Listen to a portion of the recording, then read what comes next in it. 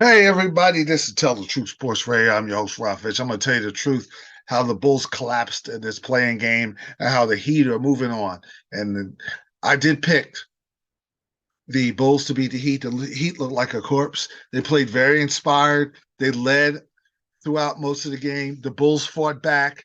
I'm gonna tell you why the Bulls lost. Zach LaVine gave them nothing. He was ice cold. I mean, ice cold. I mean, he was 6 of 21, 0 from 6 from three. And DeRozan had to carry them. He was pretty solid, but Vucevic didn't want the ball, and Jimmy Butler did. And Jimmy Butler turned back the clock and balled out in that doggone fourth quarter. He played his heart out in the fourth quarter.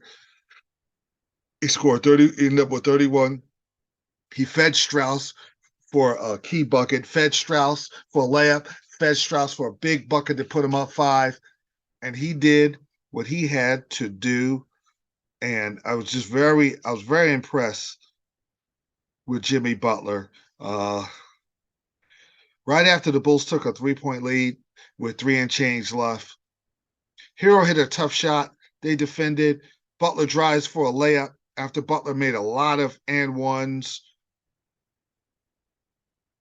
And then Strauss hits 114 left. Strauss hits a big 3-pointer that put him up three because Jimmy Butler was driving and he was scoring. So the Bulls have to pay attention and now they have to bring a double team. And Butler was a willing passer and he was a scorer.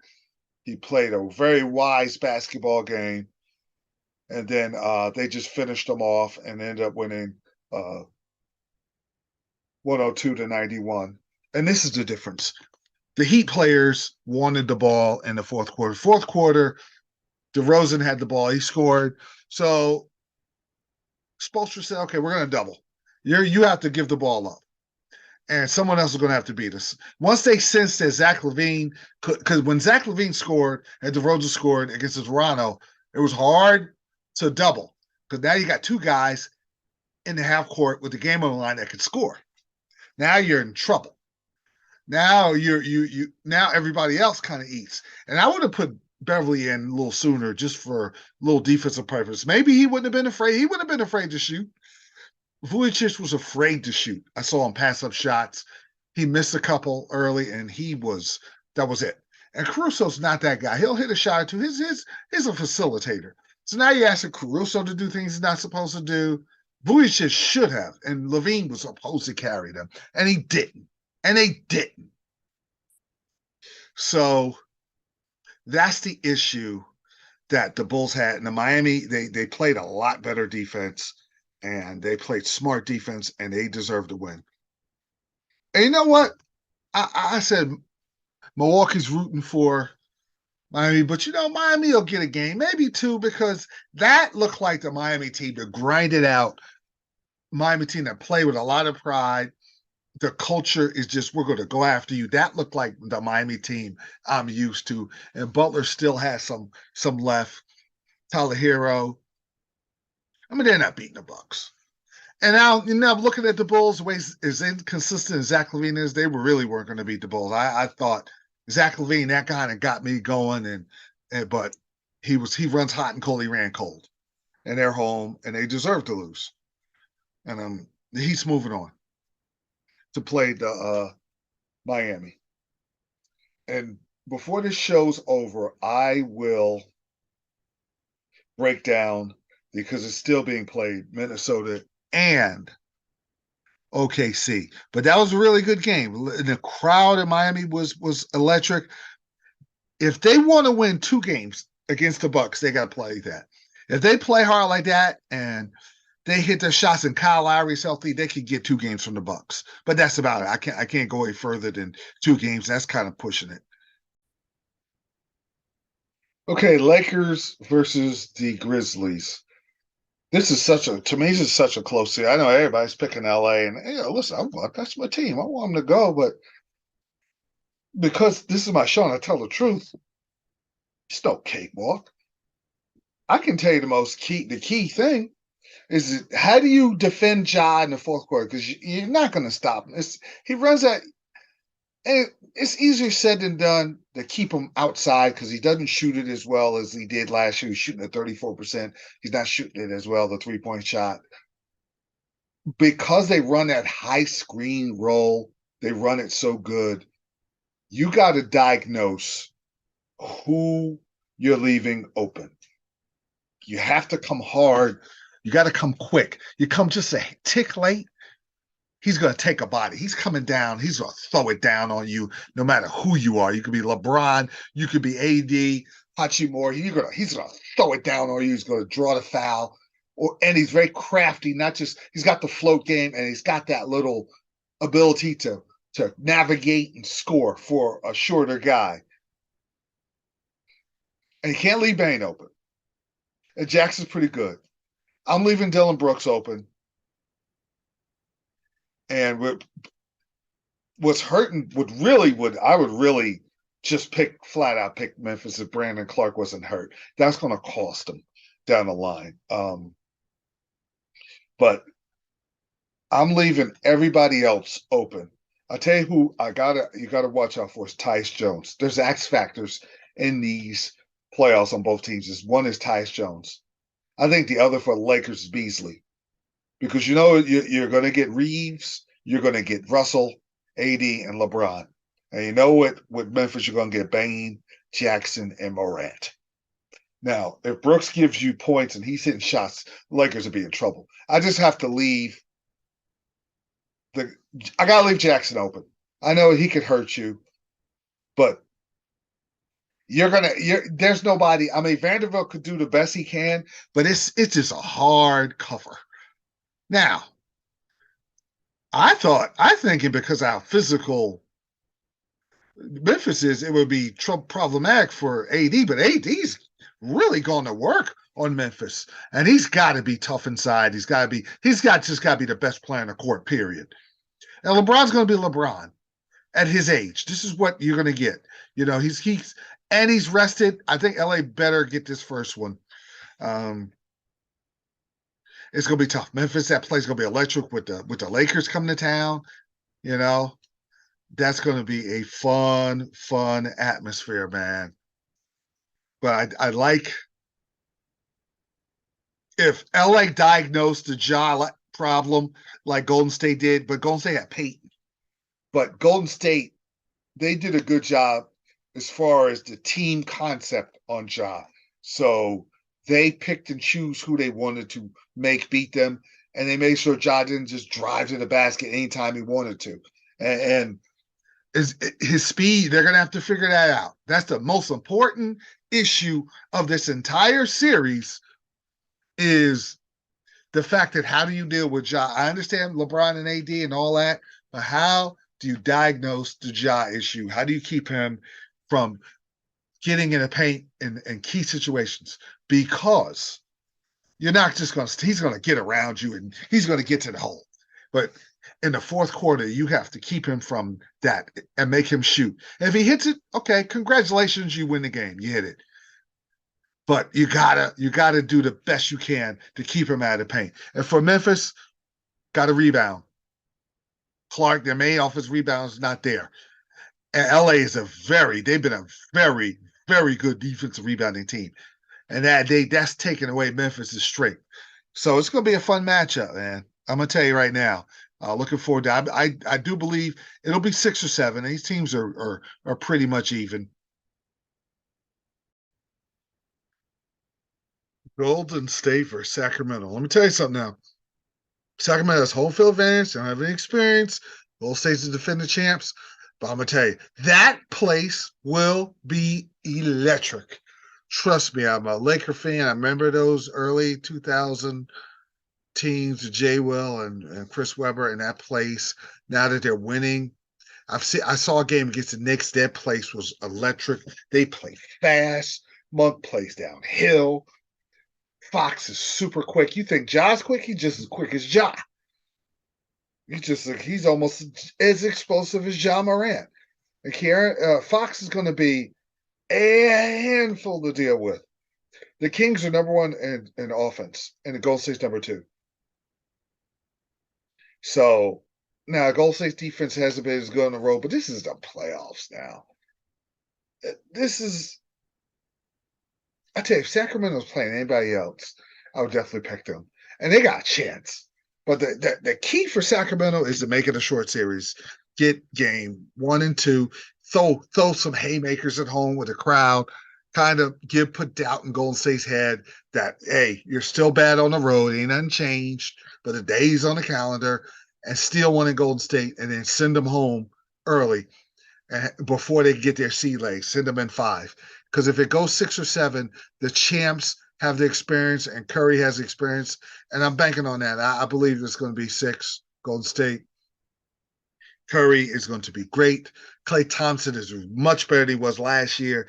Green is green. Green is the standard as far as getting their players going, getting everybody in position, playing that hard-nosed defense, and doing what he has to do. Poole, sometimes they'll take crazy shots, but Poole is fearless. So you got a Jordan Poole who's fearless. That's going to be that's the fun part. And Kuminga's playing better, but if Wiggins can and they're so seamless way Steve Kerr sets his offense, they'll figure out a way to get Wiggins going. And that's what I'm banking on. As out of sync as he could be, and they love him. So they'll implement Wiggins in that kind of seamless pass-first offense that Golden State has. They have a lot of great scorers, and they all will impact, including Curry. But I'm going to tell you, the Kings are going to be a handful, even if it goes with De'Aaron Fox running the point. And I'm going to tell you who else you better watch out for. And Harrison Barnes and Mike Brown, the former Golden State Warrior coach and player. They know the system. But the guy that is good, the key matchup is Green versus Sabonis. And Sabonis is a smooth passer, crafty left-handed post scorer. And it's going to be imperative that the Kings get that crowd going, get out to a lead. But Golden State is such a seasoned team as far as, okay, we'll be down 15, we'll come right back. They're just unfazed. That's the one thing that they have going for them. And can Sacramento deal with the Golden State crowd? Can they deal with a tough road environment? That's going to be the key to Young Bucks. But man, you're gonna. I'm telling you, if you haven't seen Sacramento, you're gonna have with Lyles and Sabonis and Fox and Monk going against the old vets that don't want to give up the crown. Fun time in Sacramento. I got Golden State in 6, but do not be surprised if the Kings get them. I'm not going to pick them, but I'm going to tell you something. The Kings are slept on by the pundits, but I like the champs, man. I love I love their mentality. I love the champs. And if they can play D and get some perimeter points out of Looney, and Wiggins can give him what he needs to give him, and he can be Wiggins, they got a chance to repeat. Ooh, Golden State. Well, you know what? I'm getting ahead of myself. The Suns, Clippers. Great series. Now, everybody's picking the Suns, but there's some issues here that they're going to have to deal with. The Clippers are deeper. And there's it's going to be a lot of fun because you got Kawhi Leonard, who's not as good a defender. He's got to defend against KD. KD is still great. He's the reason that gives Phoenix the chance. I'm probably going to pick Phoenix to go to the finals, but they got to get out of this round first. It's not going to be easy. Chris Paul, Westbrook. Not the greatest playoff performer. Chris Paul's good this round. But in the finals and conference finals, he hasn't been as good. But Westbrook, you never know what you're going to get at him. 36 points, hitting threes, or 7 points and 11 missed threes. You just don't know. But from a Clippers standpoint, this is how they're going to win. They're going to beat you in waves. They're deeper, and they're just so many perimeter guys. Now, George's not there, but Powell, Westbrook, Morris, Gordon, Bones Highland, and then Zubac and Ayton is an interesting matchup because in the playoffs, when they played before, Aiden gave it to Zubats. So that's going to be a key. Look at that matchup to see who rebounds and could give these two perimeter teams some scoring, and Terrence Mann and Batum and Covington.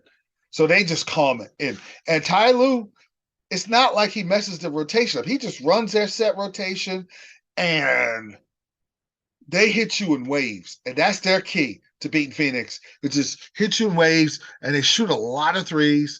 They do a lot of dribble drives. The only guy that doesn't is Kawhi Leonard because he's the mid-range king. And Kawhi Leonard's got to play some type of defense. Maybe his knees will hold up because he usually gives KD trouble because of the way he's a two-way guy, but he's not that at this time. But KD is going to do what he's got to do. Chris Paul's got to be that high IQ guy in the fourth quarter, and Devin Booker has got to be great. And Booker, and because KD's seamless, Booker and KD isn't like they played together for 10 years. So that's not the problem. But now, this is what, if the Suns are going to move on, this is what the Suns need. They need to give their guys a break. You know, Cameron Payne, Shamet, and Ross, and TJ Warren and Torrey Craig has got to give you perimeter points. And Aiden's got to be solid. When they're running those pick and pops and they're defending the heck out of Kevin Durant and Booker, and they're going to try to do what Dallas did, and they just double those guys and leave everyone else open. They got to make shots. Or Ty Lue will be very encouraged to just continue that. If they make shots, Phoenix is winning.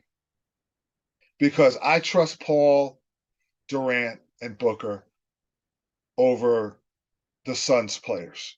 But because they're so deep, and then the Kawhi Leonard factor, you know, he's a champion. Kawhi Leonard, can he turn back the clock a little bit and play two ways? Without Paul George, it's tough. I'm going with the Suns, but what if Westbrook just goes off? But what if Westbrook implodes because Westbrook wants a piece? He wants to beat Durant more than anything. This is a chance at a pound of flesh, and then it's just too much emotionally for him. There's such a great series, man. But I'm going to go with the Phoenix Suns. But do not be surprised if the Clippers took it because of how deep they are and how they can shoot and they get you in waves. But I'm going to go with the Suns because I just believe Durant and Booker in this group, they can make a run. Continuing in the East, I like the Sixers over the Nets. I say in 5. The Nets are going to play their hearts out. They play hard. They don't have the go-to guy. Bridges is the type of guy. He's a second, third option, which is a great option. Dinwiddie's not that guy. If you give me a star next to those guys, now we're talking. But they're a star or too short, and I believe I'm really rolling the dice. I believe James Harden's going to have a good postseason. He's finally going to show up, and they're going to take care of business, and they're going to beat the Nets in 5. And I got the Boston Celtics in 5 against the Hawks. The Hawks, I don't think they're mentally tough. I don't trust Trae Young in this situation in Boston. Maybe he has an explosive game in Atlanta, so I'm not going to say sweep. I'm going to say 5-2. They're not healthy. They're not 100% healthy, so I can't 100% trust them. Even though I'm not crazy, I just wonder about the Brown-Tatum relationship. It's not that bad where they're not going to lose to the Hawks. Robert Williams is going to be a factor. He's not going to let Capella and those guys get those alley-oop plays. And they're home. Boston's going to win all their home games. It's going to be Boston and Philly. And even though Boston owns Philly forever, I just got this hunch that the Sixers are finally ready to make a move and get in this conference finals. You talk about roll. First of all, I got to get past the Nets. And they don't have the greatest postseason history. But I just believe there's something about this Sixer team with Maxey and those dudes. I just think with the experience and all the losing and all the years of being in it, I think they're seasoned veterans. Boston is too, but I just think on a hunch that the Sixers and Celtics are going to win their series, and the Sixers are going to get to the conference finals, and they're going to end up playing the Milwaukee Bucks. I like the Knicks in this series. I think they're going to win in 6. This is you know what I'm banking on? RJ Barrett having a big time series because they didn't trade Donovan Mitchell because they wanted to keep RJ Barrett. This is all on you, RJ. I interviewed my man when he's in high school. I like to show it. He's a good kid. This is your moment. This is your moment. You know, Donovan Mitchell's going to get his. The Cleveland, man, they're ready. They're almost ready to be that team. I just think they're a year away. I could be wrong because Cleveland's home and they got some dudes, Garland and Mobley and Allen and LeVert. Then you got a little Danny Green action with his experience. Ricky Rubio with his experience. It's a well-constructed team with all that youth. Evan Mobley is the X factor. Julian Randle has to be healthy. He's got to make Mobley work, and he's got to be strong inside. He can't take a lot of crazy threes. They're going to get beat. The Knicks got to win all their home games. It's going to be not going to be easy because Mitchell's going to be fired up. He's a New York guy, and he's going to be fired up. I wish the Knicks would have got him, but I just trust Brunson. Brunson's going to make enough high IQ plays that's going to get the Knicks out and then get them beat against the Bucks. And I have the Bucks and Sixers in the conference finals. All right, the Timberwolves are destroying the OKC Thunder. It's near the end here. 5:11 left. It's 111-86. I'm going to tell you what was key was Carltown set the tone. It was a close game till third quarter where they just annihilated them. Second and third quarter, they just killed them. And they continued that in the fourth. But Carltown set the tone with aggression. Last year, he was super aggressive, but at times he was a little too aggressive. He's more in control with his aggression. But his ability to drive the basket, shoot threes, he's just an attack mode when the playoffs come. I do love that about him. You're going to need that against Denver. But if you look at Minnesota, Carltown's at 20. He's got 28 right now and counting. He's plus 19. Gobert was good. Rudy Gobert came back, and there was no problems. He was able to get to the rim on those pick and slide and the little alley oops. He was able to catch that and do what he does best. And he defended the rim well. He's plus 21. Anthony Edwards, who didn't go crazy scoring-wise, 19, he was solid, but he had 10 rebounds. He was plus 7. Conley playing great point guard, plus 24. Alexander Walker, plus 15.